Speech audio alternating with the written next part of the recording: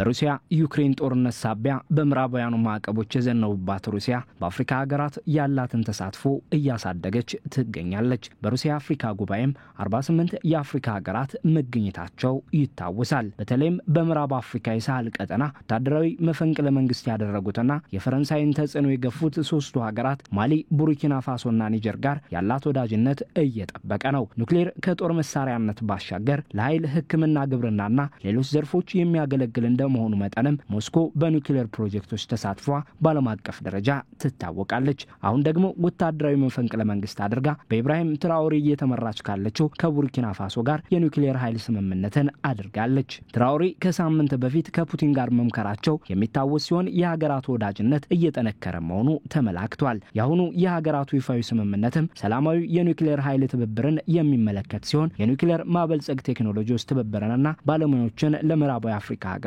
ቡርኪና ፋሶ ማሰልጠንን ያካትታል። ስምምነቱን የሩሲያ መንግስት የኑክሌር ተቋም ሮሳቶም ዋና ስራ አስፈጻሚ አሌክሲ ሊካቼቭና የቡርኪና ፋሶ ኃይል ሚኒስትር ያኮባ ዛብሪጎባ በሩሲያ ተፈራርመዋል። ሊካቼቭ ስምምነቱን በሩሲያና ቡርኪና ፋሶ መካከል ያለውን ትብብር በማጠናከር ረገድ ትልቅ እርምጃ ሲሉም አሞካሽተውታል። ሞስኮ ለኑክሌር ማበልጸጉ የሚያገለግሉ ቴክኖሎጂዎችንና ባለሙያዎችን ለመላክ ዝግጁ መሆኗንም ጠቁመዋል። ትብብሩ የቡርኪና ፋሶ የኃይል መሰረተ ልማትን ዓለም አቀፍ መመዘኛዎችን ባሟላ መንገድ መገንባትን ብሎም ኑክሌርን ለኢንዱስትሪ ሕክምናና ግብርና መጠቀምን ያካትታል። ሁለቱ ሀገራት በኑክሌር ትብብር ጉዳይ በ23 በሁለተኛው የሩሲያ አፍሪካ ጉባኤ የቡርኪና ፋሶ መሪ ኢብራሂም ትራኦሬ ለቭላዲሚር ፑቲን ጥያቄ ካቀረቡ ጀምሮ ሲነጋገሩ ቆይተዋል። የኑክሌር ማበልጸጊያን በሀገሪቱ ለመገንባት የሮሳቶም ተወካዮች ቡርኪና ፋሶን የጎበኙ የነበረ ሲሆን በ24 መጨረሻ የኑክሌር መሰረተ ልማቱን ለመገንባት መስማማቱ ይታወቃል። የሮሳቶም ንፋስ ኃይል ክንፉ ኖቫ ዊንድ በሌላኛዋ የሳህል ቀጠና ሀገር ማሊ 200 ሜጋዋት የሚያመነጭ የ217 ሚሊዮን ዶላር የፀሐይ ኃይልን መሰረተ ልማት ለመገንባት በ24 ተስማምቷል። አሁን ላይ ሞስኮ ከቡርኪና ፋሶ ጋርም የኑክሌር ማበልጸግ ስምምነትን ከማድረጓ በተጨማሪ ከማሊ ጋርም ባሳለፍነው ሳምንት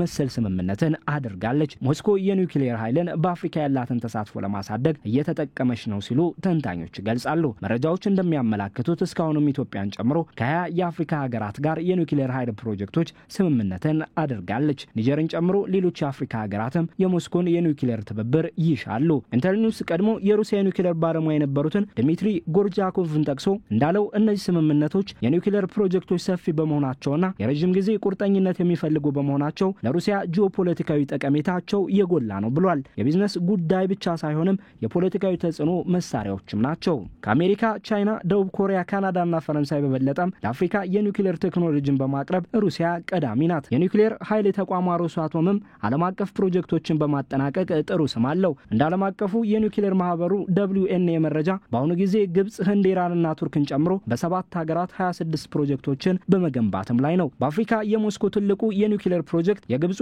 ኤልዳባ ሲሆን የ25.75 ቢሊዮን ዶላር ፕሮጀክት ነው። በ2020 ተጀምሮ እየተገነባ ሲሆን በ2026 እንደሚጠናቀቅ ሲጠበቅ 4.8 ጊጋዋት ኃይል እንደሚያመነጭ ይገመታል። 85 በመቶ የገንዘብ አቅርቦቱም በሩሲያ መንግስት የሚሸፈን ነው። ሩሲያ ለፕሮጀክቶች ግንባታ አብዛኛውን የገንዘብና የቴክኒክ ጫና የምትወስድ መሆኑ የረጅም ጊዜ ክፍያ አማራጭ ማዘጋጀቷ ሀገራት የሞስኮን የኑክሌር ትብብር እንዲሹ አድርጓል። 700 ሚሊዮን የሚጠጋ ህዝብ ከኤሌክትሪክ አገልግሎት ውጭ በሆነባት አፍሪካ የኑክሌር ፕሮጀክቶች የኃይል አቅርቦት ሊሰጡ የሚችለው መፍትሄ ለሞስኮ ፖለቲካዊ ጠቀሜታው የጎላ ነው የሚሆነው። የኑክሌር ኃይል እንደ ነፋስና የፀሐይ ኃይል ተለዋዋጭ ያልሆነ ብሎም እንደ ከሰልና ነዳጅ በካይ ያልሆነ የኃይል ምንጭ ነው። ሩሲያ ከቡርኪና ፋሶም የኑክሌር ኃይል ስምምነትን አድርጋለች። ስምምነቱ ለቡርኪና ፋሶ የኃይል አቅርቦቷን እንድታሳድግ ሲረዳት ሩሲያ በአፍሪካ በተለይም በሳህል ቀጠና ያላትን ተሳትፎ እንድታጠናክር ያግዛታል። እንደ ዓለም አቀፉ የኃይል ድርጅት IEA መረጃ ከሆነ የቡርኪና ፋሶ የኤሌክትሪክ ኃይል ተደራሽነት ከ20 በመቶ በታች ነው።